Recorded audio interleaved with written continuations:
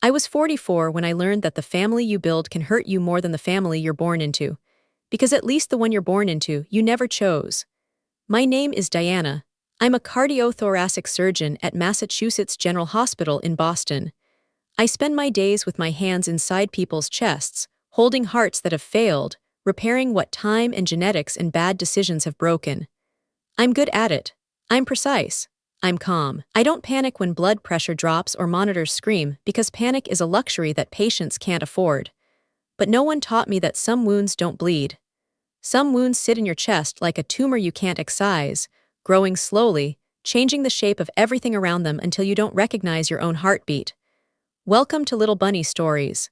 If you're new here, this is where we talk about the families we make, the families we lose, and the quiet surgeries we perform on ourselves to survive both. Subscribe if you've ever loved someone who used your love against you. Hit the bell. The next story might be the one you couldn't tell. Here's my story. I grew up in a house that smelled like antiseptic and absence. My father, Dr. Thomas Hale, was a brilliant cardiac surgeon. The kind of brilliant that makes other doctors nervous, that fills waiting rooms with patients who have been told they're out of options, that wins awards and grants, and the kind of respect that doesn't translate into warmth. He was famous for saving lives and infamous for forgetting birthdays. I knew him the way you know a landmark, present, imposing, something you navigate around rather than toward. My mother, Alina, was different. She was a pediatrician who'd given up her practice to raise me, not because my father asked her to, but because she'd looked at the math of 2 surgical schedules and 1 child and had decided that someone needed to be present. She was present. She was warm. She was the person who read to me at night, who bandaged my scraped knees, who explained that my father's distance wasn't my fault even though I was too young to know I needed that explanation. She died when I was 12. Ovarian cancer, diagnosed late, gone fast. I remember the hospital room where she spent her final weeks, the way the light came through the window at a particular angle in the afternoon, the way she held my hand even when the morphine made her drift. I remember her last clear words, spoken to me while my father stood in the doorway, still in scrubs, still smelling of or he'd left to be present for something he didn't know how to witness. "Be kind, Diana," she said, "but don't be kind to people who think kindness is weakness. They'll take everything you give and ask why you didn't give more." I didn't understand then. I thought she was talking about my father, about his inability to be present, about the way he'd already begun to retreat into work before her body was cold. I didn't know she was preparing me for Ava. I didn't know she was describing a lesson I'd learned 26 years later, in a kitchen in Brookline, watching my husband and my sister cook together with the intimacy of people who shared secrets I wasn't supposed to know. My father never remarried. He never explained why. He dated, occasionally, women who were impressed by his reputation and disappointed by his availability. But he never brought anyone home, never introduced me to anyone who might become a stepmother, never filled the silence that my mother's death had left in the house. Instead, he focused on me. I became his project, his proof, his legacy in flesh. He monitored my grades, my extracurriculars, my pre-med courses with the same attention he gave to post-operative patients. He pushed me toward Harvard, toward Johns Hopkins, toward the specialty that would make me his equal and his successor. He never said he loved me. He said he was proud of me, which I learned to accept as the same thing. I was 29 when I met Daniel. Also a surgeon, also driven, also incapable of small talk about anything that wasn't medicine. We met at a conference in Chicago, argued about surgical techniques over bad hotel wine, and ended up in his room at 2 a.m., still arguing, still talking, still unable to stop the conversation that felt like the first real one I'd had in years. We got married 18 months later in a small ceremony at the hospital chapel. My father attended. He shook Daniel's hand and said, "She's better than you, don't forget it." I thought it was approval. I thought it was love. We were married for 20 years. 20 years of shared schedules, of operating together, of falling asleep in on-call rooms with our heads on each other's shoulders. 20 years of no children, not because we couldn't, but because we chose not to, because the math of 2 surgical careers and 1 child didn't work for us the way it hadn't worked for my parents, because we told ourselves we were saving lives instead of making them, and that was enough. It was enough, until it wasn't. My father died when I was 38. Massive heart attack, which was almost funny in a grim, surgical way, the cardiac surgeon killed by the organ he'd spent his life repairing. He was in his office at the hospital when it happened, reviewing charts alone. They found him the next morning, slumped over his desk, his hand still holding a pen that had written nothing important. I organized the funeral with the efficiency I'd learned from him. No eulogy, he'd hated public emotion. No flowers, he'd considered them wasteful. Just a brief service at the hospital, attended by colleagues who spoke about his skill, his contributions, his dedication to medicine. I stood in the back and listened to them describe a man I'd barely known, a man who existed in their memories as competence and reputation, and I wondered if anyone would describe me the same way someday. The will was read a week later. I sat in a lawyer's office, still in scrubs from a morning surgery, expecting the straightforward transfer of assets that my father's organized mind would have arranged. The house in Cape Cod, the investments, the $3 million in savings that represented a lifetime of surgical fees and careful management. What I didn't expect was Ava.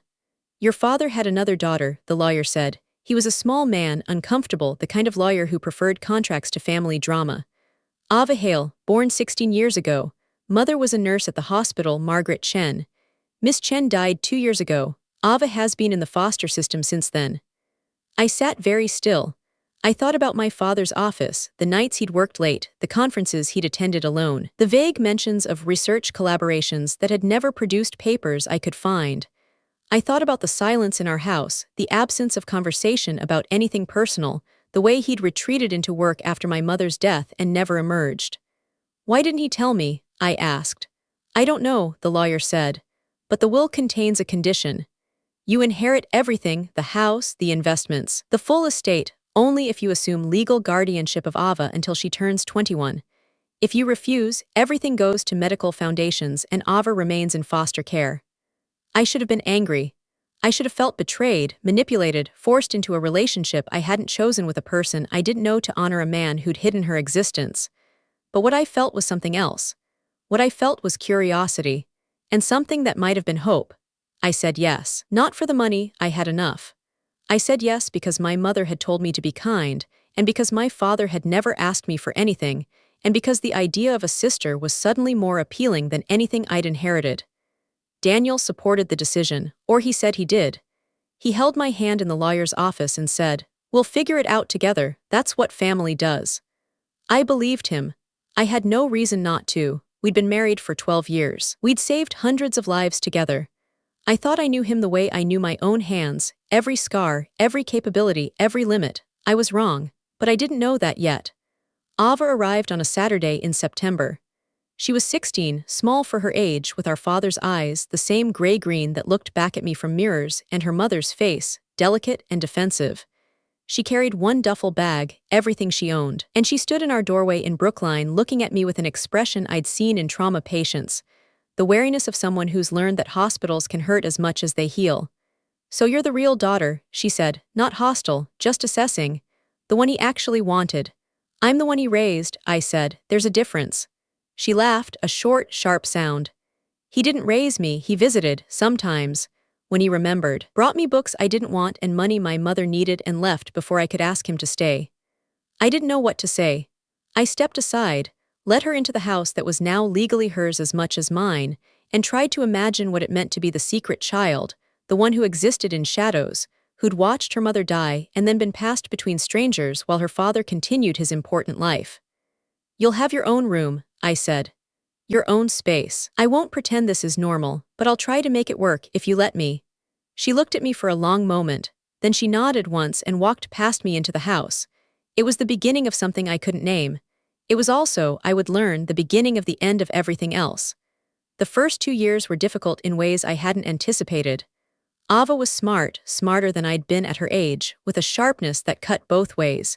She was also wounded, in the way that children are wounded when they've learned that adults leave, that love is conditional, that the world is a place where you take what you can before it's taken from you. She tested me. She skipped school, came home late, brought friends I didn't know into the house when I was at the hospital. She took money from my wallet and denied it. She wore my clothes without asking and returned them stained or stretched or not at all. She looked at Daniel with an assessment that made me uncomfortable, evaluating him the way she'd evaluated me, as a resource, a potential ally, someone who might be useful. I was patient. I told myself it was normal that she was adjusting, that 16 years of instability couldn't be repaired in months. I hired a therapist, a tutor, a college counselor. I reduced my research commitments to attend her school events, her therapy sessions, her moments of crisis that came at 2 a.m. when she woke screaming from nightmares she wouldn't describe. Daniel was less patient. He found her difficult, disruptive, a complication in the orderly life we'd built. But he tried for me. He helped with homework. He drove her to appointments when I was stuck in surgery.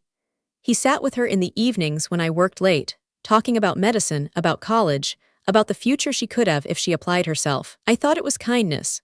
I thought it was the family we'd never had, the child we'd chosen not to have, arriving in a form we hadn't expected but could learn to love. I thought we were building something. I didn't notice when the building shifted. When Daniel began working from home more often, when his schedule mysteriously aligned with Ava's school hours, when the conversations I overheard became quieter, more intimate, stopped when I entered rooms. I didn't notice because I was busy, because I trusted him, because the idea of betrayal from either of them was so foreign that my mind refused to process the signals my body was receiving. I was a surgeon. I was trained to notice subtle changes, a shift in heart rhythm, a discoloration in tissue, a smell that indicated infection before tests could confirm it. But I didn't notice my own life becoming septic.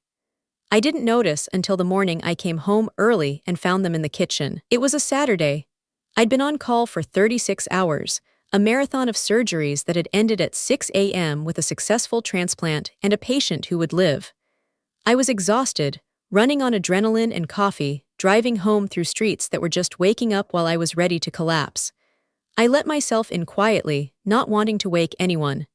The house was warm, smelled of coffee and something baking, unusual for a household where neither Daniel nor I cooked on weekends. I walked toward the kitchen, thinking I'd make tea, fall into bed, sleep until my body remembered what rest felt like. They didn't hear me. They were focused on each other, on the counter between them where dough was being rolled, on some joke I hadn't heard, some intimacy I wasn't part of. Ava was wearing one of Daniel's shirts, not borrowed, not stolen. Worn, the kind of wearing that comes from sleeping in something, from being comfortable enough to put it on without thinking, from a familiarity that shouldn't exist between a 22-year-old and her sister's husband. They were laughing. Daniel had flour on his cheek. Ava was reaching to wipe it off, her hand touching his face with a casualness that made my stomach clench, that triggered something in my surgical brain, wrong, abnormal, not right, that I couldn't yet name. I stood in the doorway for what felt like minutes but was probably seconds. I watched them, I catalogued. The way Daniel's body angled toward her, protective, possessive. The way Ava's eyes found his before she spoke, seeking approval, connection. The silence that fell when they finally noticed me, the quick withdrawal of her hand, the too fast smile, the "Diana, you're home early, we were just making breakfast, I finished." My voice sounded normal. I was proud of that. "That's nice, I'm going to sleep." I walked past them. I went to our bedroom. I closed the door. I lay on the bed fully clothed and stared at the ceiling and felt nothing. Not anger, not grief. Just the cold, clinical observation that something in my life had been diseased for longer than I'd known, and I was only now seeing the symptoms. I slept for 10 hours. When I woke, the kitchen was clean, Daniel was at the hospital. Ava was in the library studying as if nothing had happened. I showered, I dressed. I went to work, and I began to investigate. Surgeons are investigators by nature. We look at symptoms and trace them to causes. We review histories, examine evidence, build cases that justify cutting someone open. I applied the same methodology to my marriage. I started with the iPad we shared for household management. Deleted messages can be recovered by anyone who knows how, and I knew how. I found texts between Daniel and Ava that span months. Not explicit at first, just frequent, just intimate in a way that professional relationships aren't. "Thinking of you, can't wait to see you. She doesn't understand." Then emails. A separate account Daniel thought I didn't know about. Reservations at hotels I didn't recognize. Gifts, jewelry, a watch. Things he'd never given me. And the conversations that made me put down the tablet and walk to the window and stare at the street below until my breathing normalized. Ava telling Daniel that I never really wanted her. That I'd taken her out of obligation. That I was cold like my father. That I only cared about the money from the will.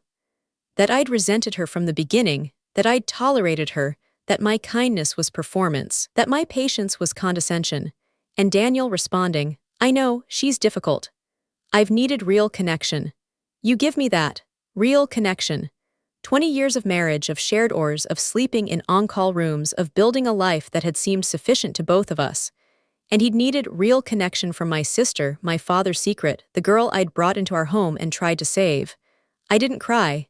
I didn't scream. I sat at my desk and I made a list, the way I prepared for complex surgeries. Steps, priorities, outcomes, and I realized with a clarity that felt surgical in its precision that what I wanted wasn't divorce, wasn't confrontation, wasn't the satisfaction of screaming at them both and throwing them out. What I wanted was to make them understand exactly what they'd destroyed, and to ensure they could never do it again. I had 3 advantages they didn't know about. First, I was patient. Second, I was precise. Third, I understood systems, hospital systems, legal systems, social systems, well enough to manipulate them without breaking them. I began with documentation. Screenshots of messages, printed emails, call logs, hotel receipts. I organized them chronologically, thematically, legally. I consulted a divorce attorney who specialized in high-conflict cases, who told me that Massachusetts was an equitable distribution state, that I could get more if I proved adultery, but that emotional damages weren't compensable. I don't want money, I said. I want architecture. He didn't understand. I didn't explain. Second, I contacted Brown University. Not to report AVA, that would have been too simple, too traceable, too likely to backfire. Instead, I established the Dr. Alina Hale Memorial Scholarship in my mother's name. Full tuition, living expenses, mentorship program. The only condition: recipients must maintain exceptional ethical standards, defined broadly enough to be unobjectionable, specific enough to include professional integrity in personal relationships. Then, anonymously, I sent AVA's file to the Pre-Med Advisory Committee. Not accusations. Just documentation. Her relationship with Daniel, established while she was a student under our roof, while he was in a position of authority, while the power dynamics were at best complicated. I didn't claim illegality. I claimed ethical concern. I claimed that a person who would pursue a relationship with her guardian's husband might not be suited for a profession that required trust, boundaries, the ability to prioritize patient welfare over personal desire. The committee met. They postponed her medical school admission for further review. The review would take months, then a year, then longer.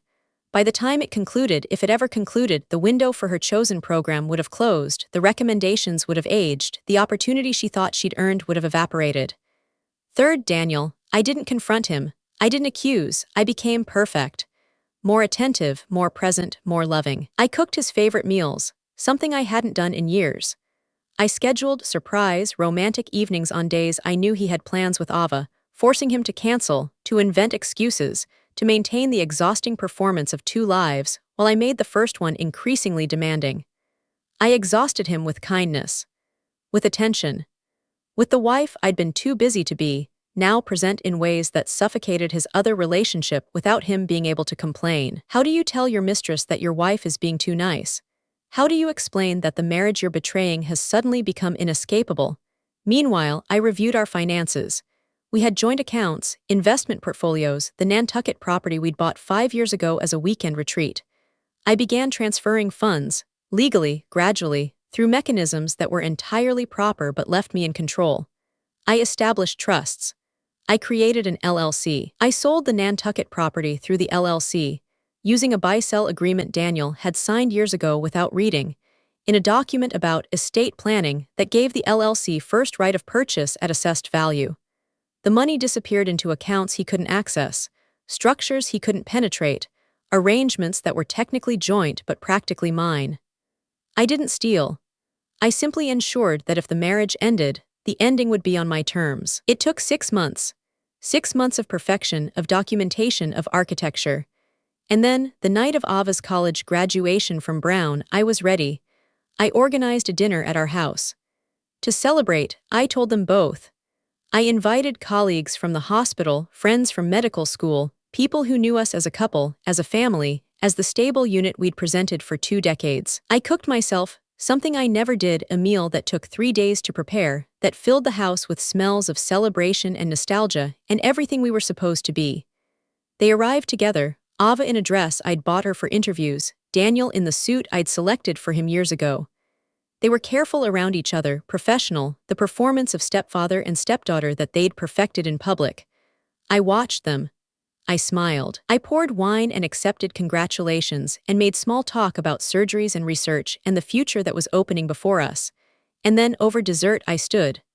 "I want to make a toast," I said. The room quieted. I raised my glass, looked at the faces around me, at the life I'd built and was about to dismantle. "To second chances," I said. "To the family we choose. And to the lessons we learn when we discover that the people we love aren't who we thought they were." I looked at Daniel. I looked at Ava. I smiled, the same smile I used before making the first incision, the smile that said I knew exactly what I was doing and had already decided the outcome. "Ava," I continued, "you taught me something important, that the love we give doesn't always come back in the form we expect. Sometimes it comes back as betrayal, and that's okay, because betrayal teaches too." The room was silent, confused, sensing that something was wrong without understanding what. Ava had gone pale. Daniel was standing, his chair scraping the floor, saying, "Diana, what are you?" "Don't worry," I interrupted. "I'm not making a scene, I just want you both to know something. The scholarship I established at Brown, the one that was revoked, has an interesting clause. Any person related to the recipient who violates the Hale family's ethical standards is automatically excluded from employment at Harvard-affiliated hospitals, Johns Hopkins, or Mass General. That includes spouses, sisters, stepfathers." I turned to Daniel. "Your contract at Mass General renews in September.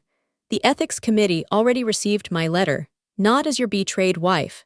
As your concerned colleague, your relationship with a former ward, pursued while she lived under our roof, while you exercised parental authority, it violates every code of conduct we signed."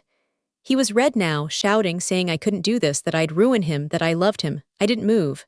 "I don't love you," I said. "I loved you, there's a difference. Love is a contract both parties sign, you broke yours. I'm just executing the rescission clauses." I sat down. I finished my wine. The guests were frozen, caught between the desire to leave and the inability to look away from a train wreck they'd suddenly realized was intentional. Ava was crying. Not dramatically. Silently, tears tracking down her face, the same face I'd seen in my father's eyes, the face of someone who'd taken everything offered and still wanted more. "I didn't mean," she started. "I know what you meant," I said. "You meant to take what wasn't offered. You meant to confuse gratitude with entitlement. You meant to believe that because I was kind, I was weak. That's not your fault. That's what you learned. But learning can be unlearned, and tonight you're beginning that lesson." The divorce was finalized in 4 months. Daniel had nothing to negotiate. The Brookline house was mine, purchased before our marriage, never commingled. The investments were in structures he couldn't penetrate. The Nantucket property no longer existed as a marital asset. He kept his car, his personal accounts, and debts I'd carefully ensured exceeded his liquid assets. He tried to fight the ethics committee finding. He hired lawyers, made appeals, claimed that the relationship with Ava had begun after she turned 18, after she'd moved out, after any guardianship had technically ended. The committee didn't care. The timeline was murky, the power dynamics undeniable, the judgment questionable regardless of technical legality. They didn't renew his contract. He tried private practice, but I'd been meticulous. My letter to the committee had been professional, concerned, focused on judgment rather than morality. The words were enough. No major hospital would touch him. He ended up in emergency medicine at a rural hospital in Maine, divorced, alone, his reputation preceding him like a warning label. Ava tried to contact me. Letters, calls, messages that escalated from angry to pleading to broken. She claimed Daniel had manipulated her. She claimed she was young, didn't know what she was doing, that she'd been confused, that she'd loved me, that she'd only wanted. I didn't respond. Not from cruelty. From the understanding that my mother had tried to teach me. Some people interpret kindness as weakness, and the only way to protect your capacity for kindness is to stop offering it to those who confuse it with opportunity. She ended up in Ohio, working as a lab assistant in a private clinic, far from the academic medicine she dreamed of. The Brown investigation followed her, a shadow that attached to every application, every reference check, every attempt to climb back toward the future she'd thought was hers. She never entered medical school. She never became a doctor. She became someone who'd had a chance and had taken something else instead. I didn't celebrate. I didn't gloat. I continued operating, saving lives, returning to a house that was empty of the family I'd tried to build. I dated, occasionally, men who were careful and kind and ultimately temporary. I didn't marry again. I didn't have children. I told myself that my work was enough, that the lives I saved in the or were my legacy, that I didn't need the complications of family to feel complete. But some nights, I looked at the photo of Ava from her high school graduation, the smile, the hope, the promise of something that had almost been real, and I felt something I couldn't name. Not anger, not sadness, the loss of possibility, the sister who might have been. The family my father had tried to create with his silence, his hidden child, his desperate attempt to build something he couldn't maintain. And I wondered if I'd failed too. If my architecture, my precision, my surgical approach to emotional damage had destroyed something that might have been salvaged with less skill and more forgiveness. 5 years later, I received a letter.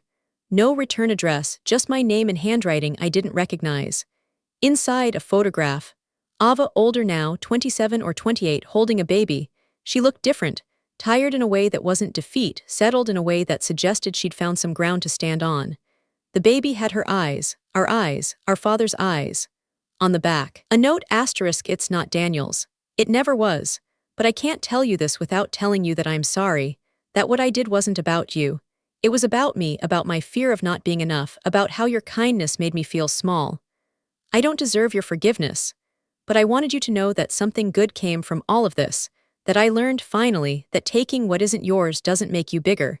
It just leaves you alone. Asterisk, I held the photograph for a long time.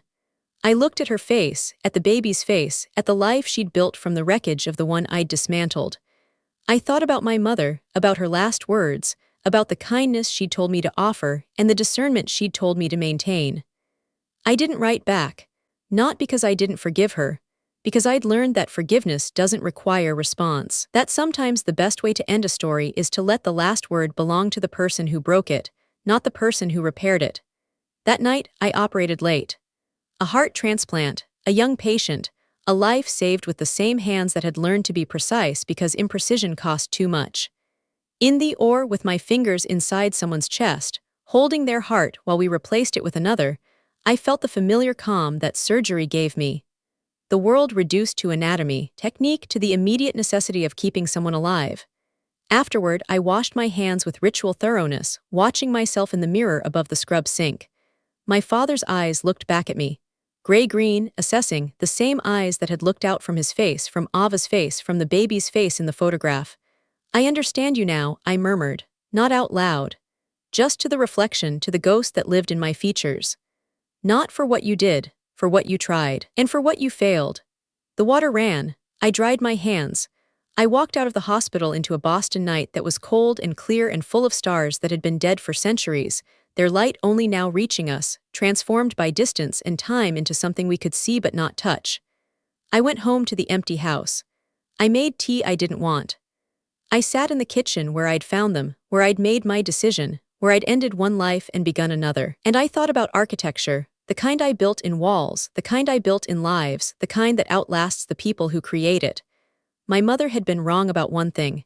Kindness isn't weakness, but it isn't infinite either. It's a resource like anything else, and it needs to be invested where it grows rather than where it's consumed. I'd invested mine in Ava, she'd consumed it. And I'd learned, finally, that the return on that investment wasn't hers to determine. It was mine. I'm Diana. I'm 44 years old. I'm a surgeon, a sister who became something else, a woman who built a family and then dismantled it with the same precision I use in the operating room. And if you've ever loved someone who used your love against you, if you've ever had to choose between forgiveness and the protection of your own capacity to care, this one's for you. See you in the next story.